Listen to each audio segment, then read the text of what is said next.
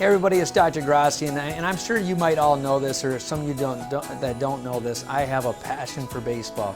Baseball's been in my life forever. My grandfather was one of my mentors. He took me to my first baseball game. He bought me my first baseball glove. I wanted to be a part of his elite travel teams, and if you've read any of my book, baseball's had a huge impact on my life. And at first, when I was a kid, I used to think it was, oh my God, I love the game of baseball. But what does baseball really represent? Well, I'll tell you what it represents to me if you think about it. We always talk about ashes to ashes and dust to dust, right? When people live or die, there's ashes and dust.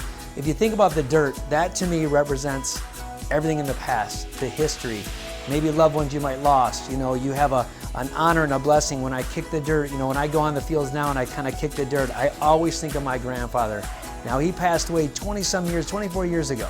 And I always think about him every time I touch that dirt. And so to me, it's not even baseball dirt anymore. It's kind of like my grandfather's like embedded in that field. And I get chills thinking about it because every time I go on that field, instantly I think of my grandfather. But then the funny thing is I used to love the game. And now what I love most, the older I get, is what messages does the game teach? And you know, being in business and being all that stuff, I still have I have a baseball ring, I have baseball bats anywhere. I mean, baseball, baseball, baseball. My poor wife is sick of hearing about baseball. It's baseball. My poor kids are sick of hearing about baseball. And what I know is that baseball is the only game that is really true to life. And what do I mean by that? We reward people because of their failure. If you think about it, you're gonna fail. The best hitter in the game might succeed 30 to 35% of the time. Now listen to that, 30 to 35% success rate. Name any job in this world or anything in this world that you can only be successful 30% of the time and make money. Not many, you'd be gone, right? So think about that. That means baseball is a game that is set up for you to handle adversity after adversity after adversity. It is the biggest character building game that you could ever ask for. And all you gotta be good at it, maybe, just maybe, is 30% of the time. That's a beautiful thing. So I want you to take that game of baseball and I want you to flip it to your own life. What if you tried 10 different times and you failed 7, but you were successful 3? Would your life be any different? Of course it would. It's the people that don't try, that don't handle the failure, that are not successful. Success is not about money. It's not about wealth. It's not about any of that. Success is what makes you internally happy. It's about trying and even failing. That's success. So we lost probably one of the biggest games. My son was a senior this year. We lost a district game.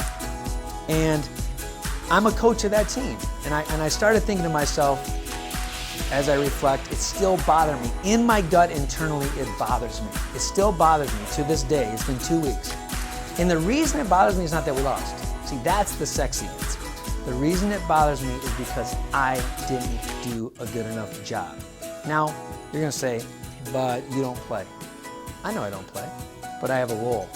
I have a role on my team to coach and practice, and I'm gonna get to that in a minute, and I manage the game.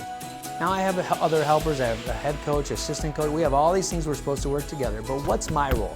Too many times we are saying, well, somebody else could have threw a better pitch, or that's the head coach's responsibility. No, if you're on the team, it's part of your responsibility. And so what I realized is instead of managing the situation when we were going south, I can't coach because now it's in the game. You coach in practice, you manage a game.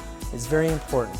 Too many coaches or managers, they try to coach every situation of the game and kids get overwhelmed or people get overwhelmed, but manage. So what I mean by that is my team was going south or our team was going south, and instead of doing something about it, I watched. Well, guess what? I'm no longer a coach. I'm no longer a manager. I'm a spectator. And too many times in life we become spectators. We know we might have a solution. We know we could try something different, but instead of trying something different, we just stay stagnant. And what's the outcome? Hey, guess what? You lose.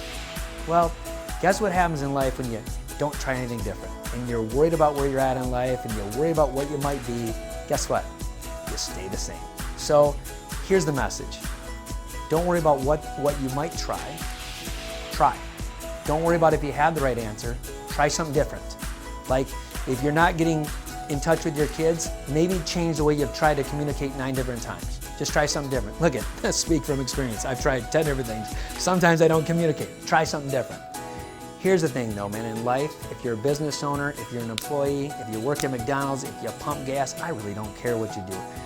Instead of, if you want to train somebody to do something, only do it in practice. Only do it when it's behind the scenes. Only do it when you can't embarrass them. Only do it when you're trying to make them better. But one game time's on, when the lights come on and the bright lights come on, and trust me, you ask my employees, you ask everybody, I still struggle with this today. When the bright lights are on, manage.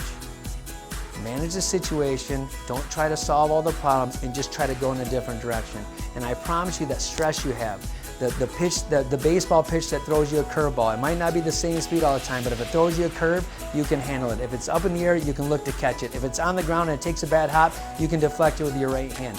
Manage the situation, breathe 3 times, and even when you make a mistake, the same rule as we apply in baseball, this is what I want you to do. Give yourself 10 seconds to feel sorry for yourself, because that's it, and then move on. Okay? Because when you put your head down, and you start feeling sorry for yourself, who are you thinking about? You're thinking about yourself. You're being very selfish. So we told our team, never put your head down. Keep your head up, because when you keep your head up, you got to focus on something different besides yourself. You're not focusing on yourself. It's already over. You can't change mistakes you made. You can't change the mental error you might have. You cannot change that you have a physical error. But you can change what you do the next time. You can change what possibly you can do tomorrow. We also had a saying called GYMR, and Coach Stokowski, who is one of my coaches and mentors, he said GYMR, and it stands for Get Your Mind Right. So hey, if all you use the acronym is GYMR from this whole tape, always get your mind right, always respond to adversity, and understand that all your failures, you're this close to success, and they're truly not failures. May God bless you. I hope this message touched your heart, and I hope to see you soon.